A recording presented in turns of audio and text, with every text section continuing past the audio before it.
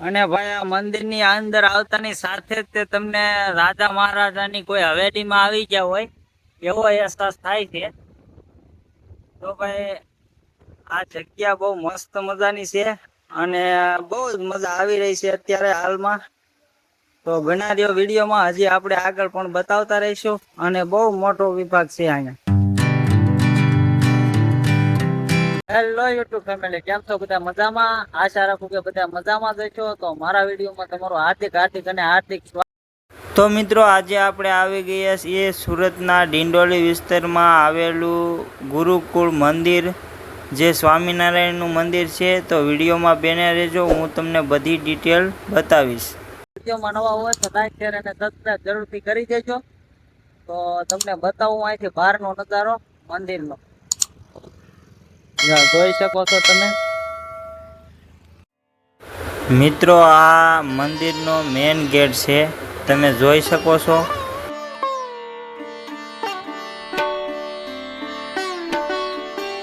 અને બહારથી કંઈક આ રીતનું દેખાય છે, તમે જોઈ શકો છો પૂરો બહારનો નજારો. મિત્રો તમે ગેટમાં પ્રવેશ કરો છો તો અંદર ઘરતા 4-5 આવા નાના મંદિર કુંભઘડાના સ્વરૂપમાં આપણને જોવા મળે છે. અને આ છે જમણી બાજુની સાઈડ અને આ છે ડાબી બાજુની સાઈડ. અને અંદરથી આ મેઇન ગેટ આ રીતના કંઈક દેખાય છે, તમે જોઈ શકો છો. તો મિત્રો તમે અહીંયા ગેટની અંદર પ્રવેશ કરો છો અને પ્રોપર સામે જોવો છો તો દાદરા દેખાય છે. અને દાદરાની પ્રોપર સીધા તમે હાલ્યા જાઓ એટલે તમને શ્રી ઘનશ્યામ મહારાજનું મંદિર જોવા મળી જાય છે. અને મસ્ત મજાનું મંદિર છે, જે તમે તમારી આંખો જોતા થાકે નહીં અને આપણે ધન્ય થઈ જઈએ. તો મિત્રો તમે જોઈ શકો છો આ ઘનશ્યામ મહારાજનું મંદિર. અને આ ઘનશ્યામ મહારાજના મંદિરની મૂર્તિના તો મિત્રો આ તમે જોઈ રહ્યા છો એ છે ઘનશ્યામ મહારાજની મૂર્તિ. તમે દર્શન કરી શકો છો અને હું પણ દર્શન કરું છું. તો પગે લાગી લઈએ. તો હાલો ત્યારે બનાવેલો વિડીયોમાં કન્ટિન્યુ. તો અહીંયા છે ને ભાઈ અદ્ભુત નજારો છે, જે અહીંનું ખૂબ સરસ મજાનું વાતાવરણ અને આ મંદિરનો નજારો કંઈક અલગ જ અનુભૂતિ કરાવે છે.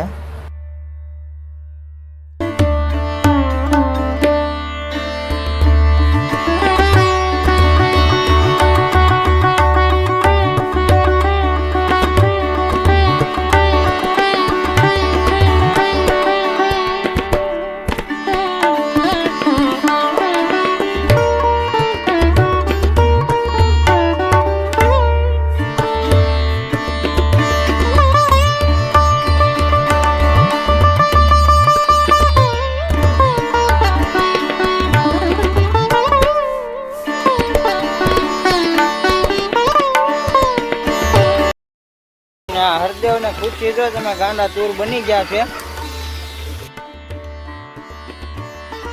અને ભાઈ અહીંયા છે ને સીધું ડાબી બાજુ તમે આવો ને એટલે આ શિવ પાર્વતી નું મૂર્તિ જોવા મળે છે. અને અદ્ભુત મૂર્તિ છે અને મસ્ત મજાનું દ્રશ્ય છે, તમે જોઈ શકો છો. આ કળશમાં છે.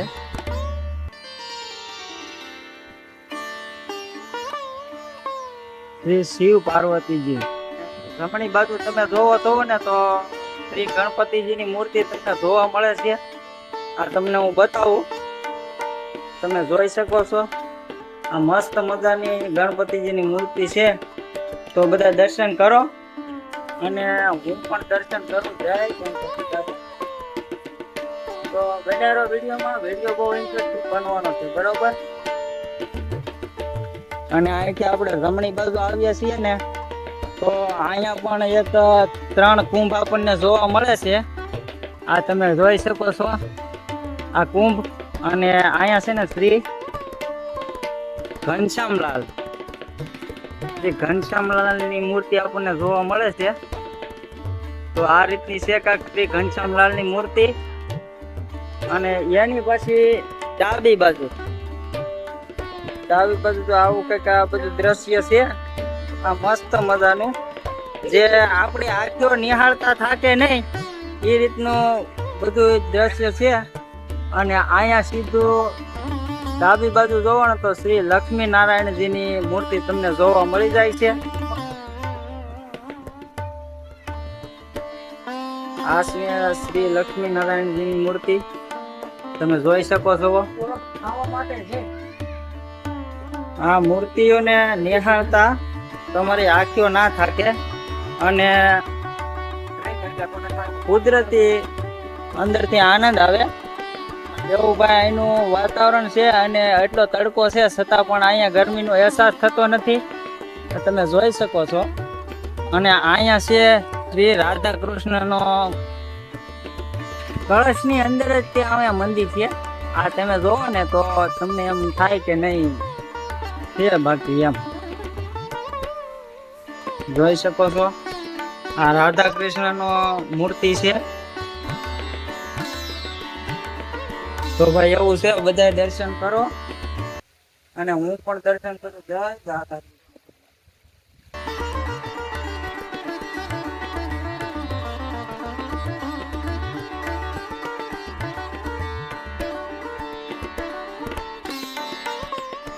અને ભાઈ આ મંદિરની અંદર આવતાની સાથે જ તમને રાજા મહારાજાની કોઈ હવેલીમાં આવી ગયા હોય એવો અહેસાસ થાય છે. તો ભાઈ આ જગ્યા બહુ મસ્ત મજાની છે અને બહુ જ મજા આવી રહી છે અત્યારે હાલમાં. તો બના રહ્યો વિડીયોમાં, હજી આપણે આગળ પણ બતાવતા રહીશું. અને બહુ મોટો વિભાગ છે અહીંયા. પાછા આપણે હમણાં જોયું એની પાછળ છે, આ એની પાછળ છે. અને અહીંયા છે સ્વામિનારાયણ ભગવાનની મૂર્તિ, આ તમે જોઈ શકો છો. તમને હું દર્શન કરાવું. સ્વામિનારાયણ મૂર્તિ છે, સ્વામિનારાયણ ભગવાનની મૂર્તિ છે, તમે દર્શન કરી શકો છો. અને ભાઈ એવું લાગે છે ને કે આખી સોનાની નગરી હોય ને એવો અહેસાસ થાય છે. ભાઈ ડાબી બાજુ આપણે જોઈએ ને તો શ્રી શેષનાગ વિષ્ણુજીની મૂર્તિ જોવા મળે છે. અહીંયા તમે દર્શન કરો. જો આવું છે કઈક વિષ્ણુ ભગવાનની મૂર્તિ છે, દર્શન કરો બધા. અને હું પણ કરું છું. એક્ઝેક્ટ સામે તમે જોવો ને તો અહીંયા શ્રી તિરુપતિ બાલાજીની મૂર્તિ છે, આ તમે જોઈ શકો છો.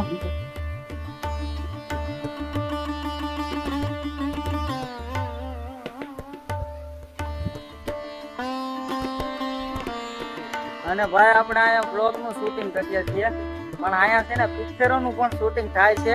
અત્યારે જો હાલમાં પિક્ચરોનું શૂટિંગ ચાલુ છે, તમે જોઈ શકો છો. જો આ અત્યારે કામગીરી થઈ રહી છે, પિક્ચરોનું શૂટિંગ થાય છે. અને ભાઈ આ તમે જોઈ શકો છો, આ જે રાધા કૃષ્ણનો જે રાસ હતો, આ એના દ્રશ્યો છે. ઓરિજિનલ રાધા કૃષ્ણના રાસ અત્યારે રમતા હોય એવો અહેસાસ થાય છે. અને એમ કહેવાય ને કે આપણી આંખો આ દ્રશ્યોને નિહાળતી થાકે નહીં. અને અતિ સુંદર દ્રશ્યો એટલા છે ને કે તમને ખૂબ આનંદ જ આવ્યા રાખે.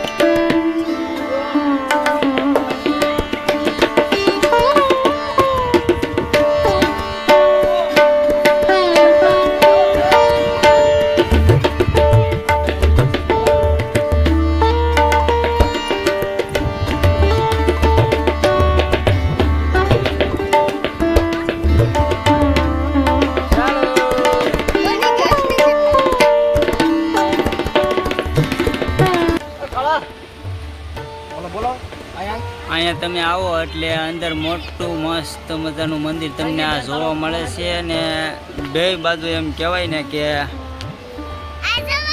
હાથી છે, 4 હાથી મૂકેલા છે અને આખું તમને એમ લાગે કે આ રાજા મહારાજાના મહેલમાં આવી ગયા હોય એવો અહેસાસ થાય છે ભાઈ. ખરેખર ભાઈ એકવાર અહીંયા આવવા જેવું છે અને મજા આવે છે અને હરદેવભાઈને પણ અહીંયા મજા આવે છે. શું કે હરદેવ?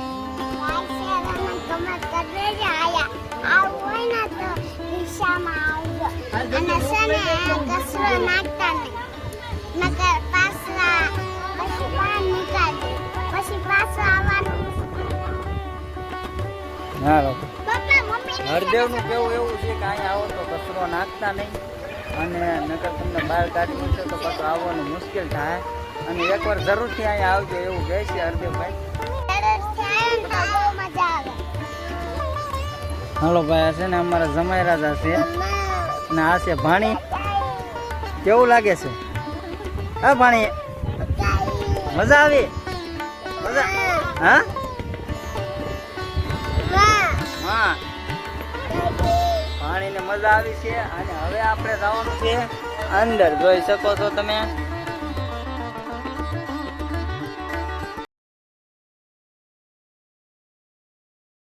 તો ભાઈ હવે આપણે શ્રી નીલકંઠ હવેલીમાં પ્રવેશ કરી રહ્યા છીએ.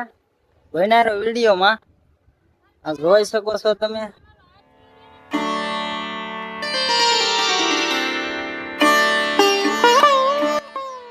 આ છે નીલકંઠ હવેલી અને દરવાજાની અંદર ગરતા કંઈક આવો નજારો દેખાય છે. જોઈ શકો છો તમે. જે સોનાનો દરવાજો હોય અને ભાઈ છે ને એવું લાગે છે. તમને બહુ બધા ભાવિ ભક્તો જોવા મળી જાય એટલે તમે જોઈ શકો છો. બહુ બધા ભાવિ ભક્તો તમને જોવા મળી જાય છે અને પછી તમે જોવો તો ઉપર મોટા મોટા ફેન ચાલે છે. જે મેં તો પહેલી વાર જોયા છે. બહુ મોટા ફેન છે. પંખા સ્વામિનારાયણ ભગવાનની થાળ જમાડી રહ્યા છે અત્યારે.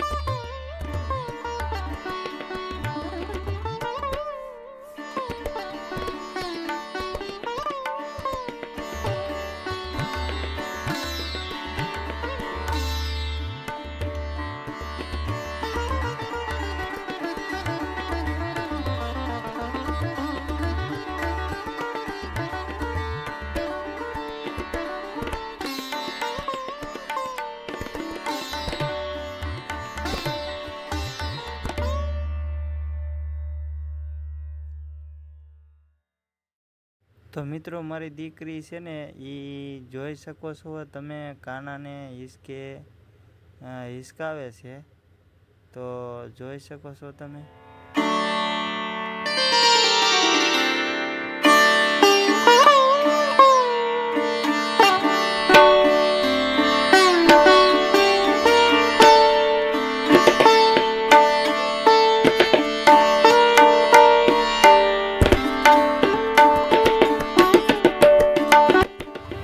મિત્રો અમે ફૂલ ફેમિલી સાથે કાનાને હિસકાવી છીએ. તમે જોઈ શકો છો જે આ ખાણાના દર્શન કરવાનો અમને લાવો મળ્યો. તો મિત્રો ગુરુકુળમાં આપણે નીચે જે ફર્યા એ ફ્રી હતું અને હવે આપણે ઉપર જવાનું છે, પણ ઉપરનો વિડીયો જોવા માટે પાર્ટ 2 આપણો ટૂંક જ સમયમાં આવી જશે, બરાબર. એમાં તમને પૂરી ડિટેલ મળી જશે. તો ચેનલમાં નવા હોય તો સબસ્ક્રાઈબ કરી લેજો અને શેર કરી દેજો. એક કોમેન્ટ પણ વિડીયો સારો લાગ્યો હોય તો કરી દેજો. હાલો તારે મળીએ પાર્ટ 2માં.